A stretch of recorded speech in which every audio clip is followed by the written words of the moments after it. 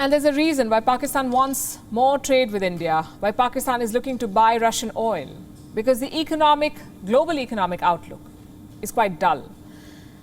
You cannot pick and choose your partners anymore, it seems. You must reach out to everyone. And two challenges top everyone's priority list: oil and supply chains. Let's start with oil. For the last 2 days, oil prices have been rising steadily. Today, Brent crude was up 1.5%.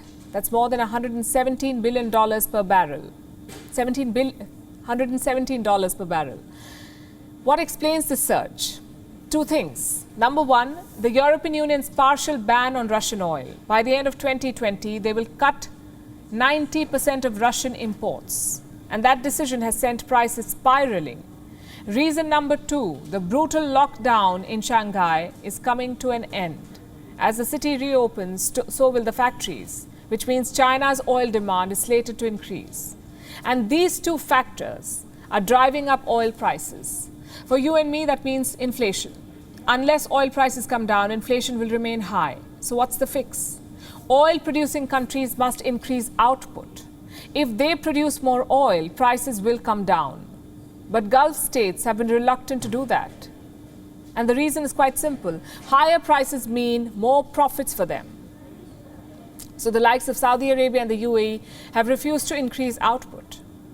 But now they are rethinking, they're having a rethink. Take a look at this report by the Wall Street Journal. It says OPEC is considering dropping Russia from the supply quota. What does that mean? It means that OPEC could strike a supply deal without Russia. Basically, go it alone.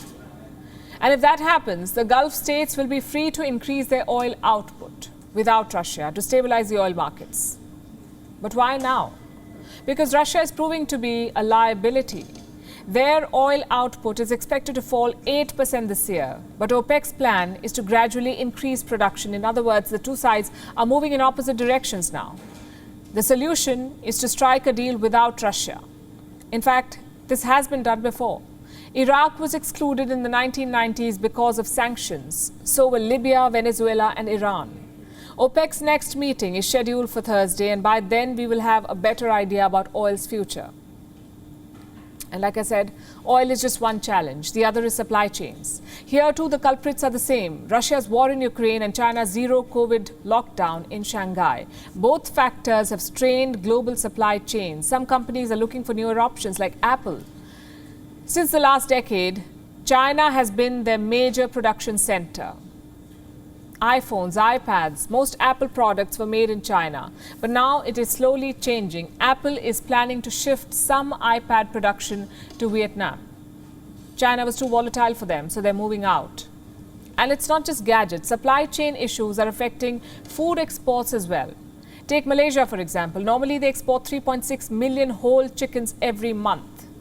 Malaysian chickens travel all over Southeast Asia. But starting this month, there is an export ban because the market is unstable. To grow chickens, you need chicken feed. And what is chicken feed made of? Grain and soybean. Both commodities are in short supply due to the war in Ukraine, so Malaysia has stopped exporting chickens. For neighbouring Singapore, this is a national crisis because they cannot survive without chicken.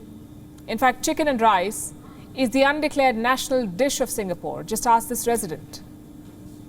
Chicken rice stores, if not 100% of chicken rice stores, all use fresh chicken rice, basically imported live, slaughtered. So the ban would mean we are no longer able to sell. It's like McDonald's with no burgers, or maybe Coca-Cola without Coke.